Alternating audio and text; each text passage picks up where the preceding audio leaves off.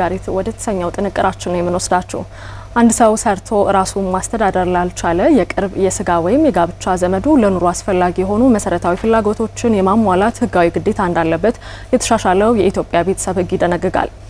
ለመሆኑ ቀለብ የመስጠት ግዴታ በወላጆችና በልጆች መካከል የተገደበ ነውን? እህትና ወንድምስ መቼና እንዴት ቀለብ ሊቆርጡ ይችላሉ? ዘጋቢያችን ዘመኑ ይርጋ በአሚኮ የህግ ዳይሬክቶሬት ክፍል ከፍተኛ የህግ አማካሪ ከሆኑት ከአቶ ደመቀ ይብሬ ጋር ቆይታ አድርጎ ተከታዩን ዘገባ አዘጋጅቷል። አብረን እንከታተል። ቀለብ የመስጠት ግዴታ በኢትዮጵያ ማህበራዊ መስተጋብር የቆየ ባህላዊና ሃይማኖታዊ እሴት ሲሆን አስገዳጅነት ኖሮት በህግ ከመደንገጉ አስቀድሞም የማህበረሰቡ ባህል አካል ሆኖ ቆይቷል።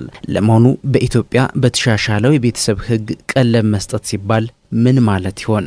በአሚኮ የህግ ዳይሬክቶሬት ከፍተኛ የህግ ባለሙያው ደመቀ ይብሬም ቀለብ ሰጩ የቀለብ ተቀባዩን ሁኔታና አካባቢያዊ ልማድ መሰረት አድርጎ ለምግብ፣ ለልብስ፣ ለመጠለያ ጤናውን የሚጠብቅበት እንደ አስፈላጊነቱ ደግሞ ለትምህርት የሚያስፈልገውን ወጪ የሚሸፍንበት ክፍያ እንደሆነ መረዳት እንችላለን ማለት ነው። ስለዚህ ቀለብ የሚከፈለው በዋናነት የቀለብ ተቀባዩን ሁኔታ እና የአካባቢውን ልማድ መሰረት ተደርጎ ነው ማለት ነው።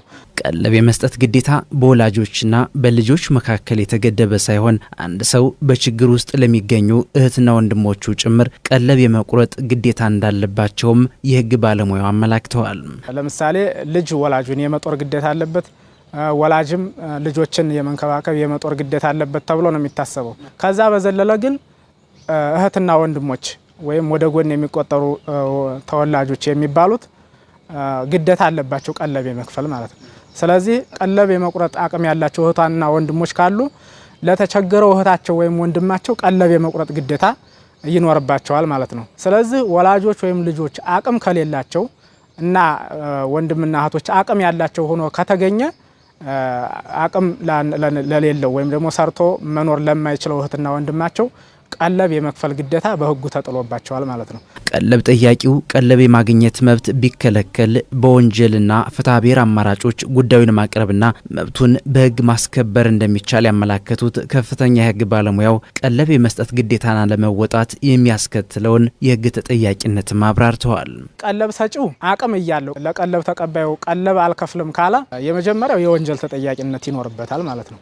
ለምሳሌ አልሰጥም ብቻ ላይሆን ይችላል፣ ካስተጓጎለበት ጊዜውን ካዘገየበት የወንጀል ተጠያቂነት ይኖርበታል። ተጠያቂነቱ እስከ 6 ወር የሚደርስ እስራት ወይም የገንዘብ መቀጮ እንደሆነ በወንጀል ህጉ አንቀጽ 658 ላይ ተዘርዝሮ እናገኘዋለን። ሁለተኛው የፍትሐ ብሔር ተጠያቂነት ነው።